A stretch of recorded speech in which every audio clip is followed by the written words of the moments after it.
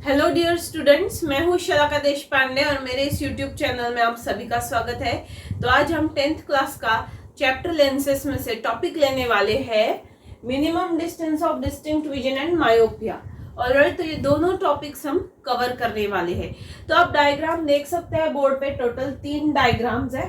पहली डायग्राम है normal eyeball की, हमारा जो आंख होता है नॉर्मल आईबॉल की डायग्राम है। दूसरी डायग्राम है मायोपिया, मतलब ऐसे आईज जिनको मायोपिया डिसीज है उसका डायग्राम है। और तीसरा है करेक्शन ऑफ मायोपिया। एक एक करके हम ये डायग्राम देखने वाले हैं आज, और हम ये समझने वाले हैं कि minimum distance of distinct vision क्या है।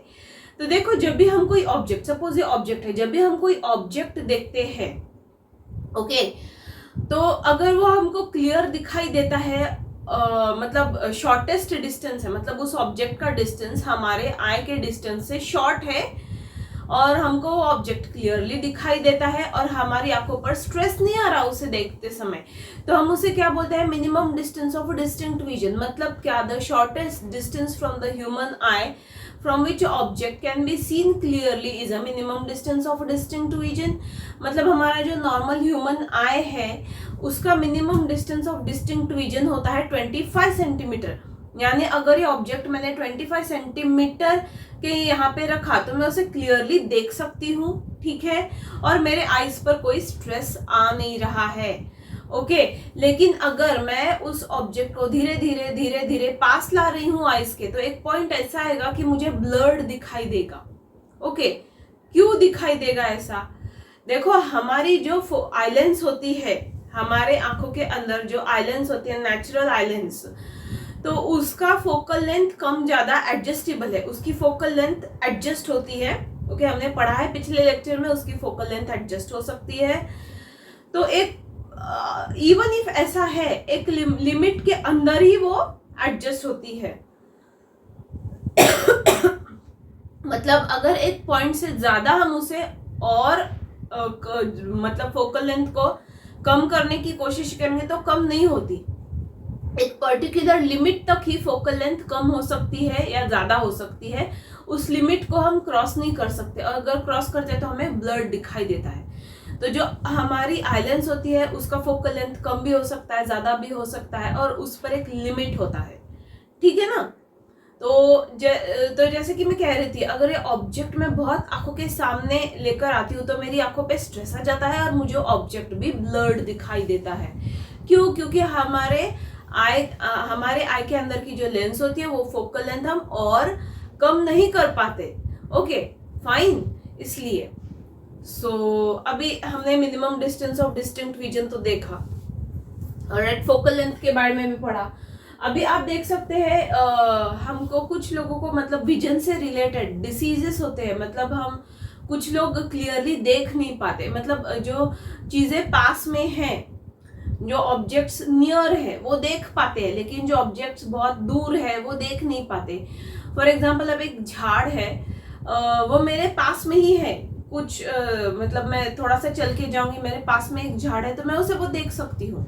लेकिन अगर वो पेड़ बहुत ज्यादा दूर है तो उसे मैं क्लियरली देख नहीं पाती, मैं आइडेंटिफाई भी नहीं कर पाती कि वो पेड़ है। तो what is this defect called? Myopia. इस डिफेक्ट को हम क्या बोलते हैं? मायोपिया बोलते हैं। दैट इज नियर साइटेडनेस, यानी जो ऑब्जेक्ट्स हमारे आजू बाजू है, क्लोज है, हमारे आई से क्लोज है, कम डिस्टेंस पे, वो हम देख सकते हैं, लेकिन बहुत ज्यादा डिस्टेंस के ऑब्जेक्ट जो नॉर्मल आई देख सकता है वो मायोपिक आई नहीं देख सकता, तो उसे हम क्या बोलते हैं? Myopia, alright. अब ये मायोपिया होता क्यों है? 4 reasons related to problems of vision. क्यों होता है मायोपिया, और हमारी जो विजन होती है, प्रॉब्लम्स क्यों होती है हमको? देखो, होता क्या है एग्जैक्टली, जब भी हम देखते हैं तो बहुत बार हमारा जो आई होता है उसका इलोंगेशन हो जाता है, मतलब आई बॉल बड़ा हो जाता है। इनिशियली साइज इतनी है, डिसीज होने के बाद इतना हो गया है, तो आई लेंस का तो जो आई बॉल है वो बड़ा हो गया, तो क्या होगा? रेटिना पे इमेज फॉर्म नहीं होगी और हमें दिखाई नहीं देगा, ठीक है ना। और दूसरा रीजन क्या है? ये जो आई लेंस है ना, इसका कर्वेचर बढ़ गया। आई लेंस का कर्वेचर बढ़ गया मतलब क्या? आई लेंस ज्यादा बल्जिंग हो गई।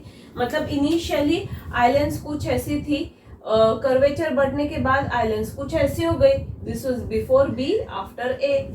तो आई लेंस का अगर कर्वेचर बढ़ जाता है तो उसकी कन्वर्जिंग पावर बढ़ जाती है, रेटिना से पहले इमेज फॉर्म हो जाती है और हमें दिखाई देता नहीं है, ये भी एक रीजन है। और हमारे आंखों के ऊपर एक परत होती है ट्रांसपेरेंट कॉर्निया, इसके बारे में भी हमने पिछले लेक्चर में पढ़ा था।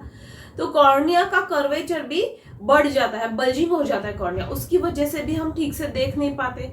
और हमारी जो आई लेंस होती है, बहुत बार ऐसा होता है कि व्हाइट कलर का मेम्ब्रेन फॉर्म होने लगता है, व्हाइट कलर का क्लाउडी मेम्ब्रेन फॉर्म होता है उसके ऊपर, that is also reason we can't see clearly. So ये कुछ ऐसे रीजन है जिसमें विजन अफेक्ट होता है हमारा और हम क्लियरली देख नहीं सकते। ऑलराइट, सो मायोपिया क्या है ये भी हमने देखा, क्यों होता है ये भी हमें पता है। ओके, मायोपिया देखो, जो हमारी आई लेंस होती है उसको पकड़ के रखते हैं सीलियरी मसल्स। बहुत बार क्या होता है, हमारे सीलियरी मसल्स जब भी कॉन्ट्रैक्ट होते हैं हमारे आई लेंस का कर्वेचर बढ़ जाता है, बिल्कुल इस तरह से। और जब हमारे सीलियरी मसल्स रिलैक्स होते हैं हमारी आई लेंस भी थोड़ी फ्लैट हो जाती है, बी इस तरीके से, ठीक है, ऐसा है। तो हमारे आई लेंस का कर्वेचर बढ़ना, फ्लैट होना, इसकी वजह से क्या होता है, फोकल लेंथ कम ज्यादा होने लगती है, ठीक है ना। तो फोकल लेंथ अगर कम या फिर ज्यादा हो गई तो ऑब्वियसली हमारा आई लेंस एडजस्ट कर पाता है। लेकिन मायोपिया में क्या होता है, फोकल लेंथ बढ़ जाती है, मतलब कम हो जाती है। और क्यों कम हो जाती है, क्योंकि आई लेंस का कर्वेचर बढ़ जाता है, हमारे सीलियरी मसल्स ठीक से रिलैक्स नहीं कर पाते, इसकी वजह से भी मायोपिया होता है, नियर साइटेडनेस हम उसे कहते हैं, ठीक है ना। तो ये एक रीजन है मायोपिया का। और दूसरा रीजन, जैसे कि मैंने आपको पहले भी बताया, कि जो हमारा आईबॉल है वो इलोंगेट हो जाता है। देखो अभी हमारा आईबॉल अगर इलोंगेट हो गया तो ये केस उसी को शो कर रही है, आई लेंस के बीच में का और रेटिना के बीच में का डिस्टेंस बढ़ेगा, रेटिना के बीच में का और आई लेंस के बीच में का अगर डिस्टेंस बढ़ेगा तो जो इमेज है वो रेटिना से पहले फॉर्म होगी, रेटिना के ऊपर इमेज फॉर्म नहीं होगी। अगर रेटिना के ऊपर इमेज फॉर्म नहीं होगी हमको क्लियरली ऑब्जेक्ट दिखेगा ही नहीं। ये बहुत इंपॉर्टेंट है कि इमेज रेटिना पे फॉर्म हो ताकि हम क्लियरली देख सके। ऑलराइट, तो दो चीजें हैं, एक तो कर्वेचर बढ़ जाता है आई लेंस का, दूसरा आईबॉल बढ़ जाता है, इलोंगेट हो जाता है, आईबॉल की साइज बढ़ जाती है, उसकी वजह से क्या होता है, जो इमेज है वो रेटिना से पहले बन जाती है, कन्वर्जिंग पावर बढ़ गई लेंस की, तो लेंस यहीं पे कन्वर्ज हो जाएगी और इमेज यहाँ फॉर्म होगी, लेकिन हमको यहाँ नहीं चाहिए, हमको रेटिना पे चाहिए। तो this is the reason behind myopia. Alright, फिर नेक्स्ट आता है करेक्शन। अभी लास्ट डायग्राम आप देख रहे हो, ये करेक्शन का ही डायग्राम है। मायोपिया होने के बाद उसे करेक्ट कैसे किया जाए, तो देखो एक कॉन्केव लेंस हमने पढ़ा था कि जब भी कोई भी लाइट रेस कॉन्केव लेंस पे गिरते हैं तभी वो डाइवर्ज हो जाते हैं। ओके, ये हमने पढ़ा था, फाइन।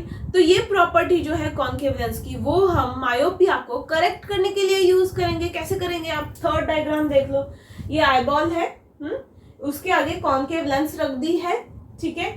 डिस्टेंट ऑब्जेक्ट से, दूर से जो ऑब्जेक्ट है वहां से रेज आ रही है पैरेलल यहाँ पे, और यहाँ पे रेज आने के बाद कॉन्केव लेंस क्या कर रही है, उसे फैला रही है, डाइवर्ज कर रही है। मतलब लेंस पर गिरने से पहले रेज डाइवर्ज होके लेंस पहले रेज डाइवर्ज हो जाएंगे, डाइवर्ज होने के बाद वो लेंस पर गिरेंगे।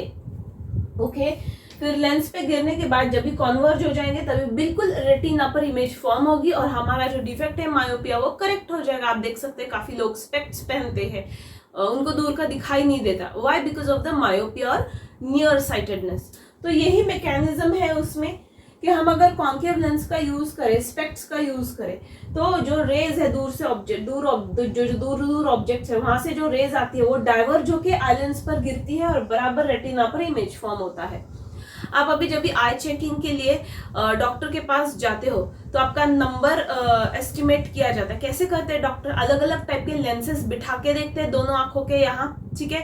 फिर आपसे ABCD का टेस्ट लिया जाता है और जब आपको क्लियरली दिखाई देता है आप डॉक्टर को बताते हो कि इस लेंस से मुझे क्लियरली दिखाई देता है। तो क्या कर रहे हैं हम, सूटेबल पावर सिलेक्ट कर रहे हैं कॉन्केव लेंस का ताकि हमको क्लियरली दिखाई दे। Alright, fine. सो ये एक एग्जाम्पल है। और जनरली जो कॉन्केव लेंस होती है मायोपिया को करेक्ट करने के लिए उसकी पावर कौन सी होती है, निगेटिव पावर होती है। ये फिल इन द ब्लैंक्स में आ सकता है। The power of a concave lens to correct a myopia is dash. तो निगेटिव पावर की कॉन्केव लेंस हम यूज करते हैं मायोपिया को करेक्ट करने के लिए। सो आज का टॉपिक यही खत्म होता है। आई होप आपने ये वीडियो एंजॉय किया। अगर आपको कोई डाउट है तो आप मुझे कमेंट सेक्शन में पूछ सकते हो। सो प्लीज मेरे चैनल को लाइक शेयर सब्सक्राइब करना मत भूलना। Thank you for watching. Bye bye students.